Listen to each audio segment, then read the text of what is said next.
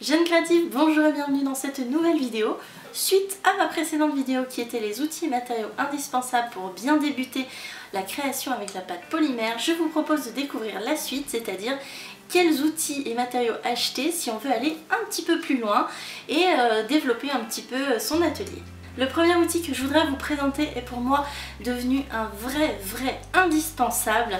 Il s'agit de la machine à pâte. Elle va venir remplacer vos rouleaux pour réaliser des plaques de pâte régulières et dessus vous pouvez régler pour avoir différentes épaisseurs. Ça vous aidera dans beaucoup de techniques, notamment réaliser des dégradés parfaits ou faire des cannes, des choses comme ça. Ça se compose d'une machine comme celle-ci et d'une manivelle que l'on tourne. C'est vraiment très facile d'utilisation et maintenant vous en trouvez à tous les coups, que ce soit des machines de marque, moi je conseillerais par exemple la Imperia ou la Atlas, ou alors des machines plus simples dans des prix vraiment beaucoup plus raisonnables. Un autre outil qui va vraiment être très pratique pour ne jamais louper une seule de vos créations, il s'agit du thermomètre de four. On va le placer dans le four pendant que vos créations y sont également. Ça vous permettra de surveiller à tout moment la température pour ne pas risquer de brûler vos pièces en pâte polymère. Maintenant on va parler de la pâte polymère liquide. Il s'agit tout simplement du médium polymère à l'état liquide et légèrement visqueux. Il est de base translucide.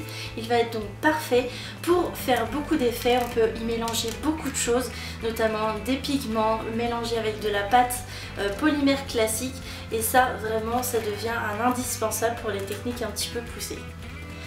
On est d'accord, le kit de 3 lames est vraiment génial. Avoir une lame souple et une rigide et une crantée, c'est vraiment hyper cool.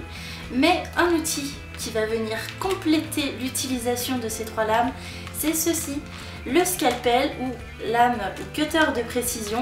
C'est un outil qui va vous permettre de découper des formes hyper précises avec des lames très tranchantes et toutes petites. Un indispensable également.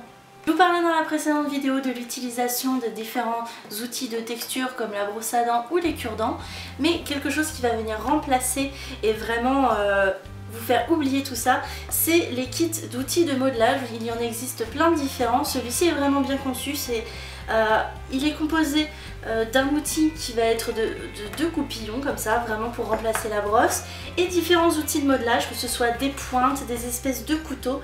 Ça vous permettra vraiment de sculpter et de former dans la pâte. Également, pour faire des motifs et des beaux effets sur la pâte polymère, moi je vous conseille d'utiliser des choses comme celle-ci, qui sont des plaques de texture et qui vous permettent d'imprimer des motifs complexes.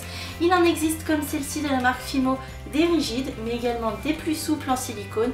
À vous de choisir celle que vous préférez, mais également pour la même utilisation, vous pouvez utiliser les tampons.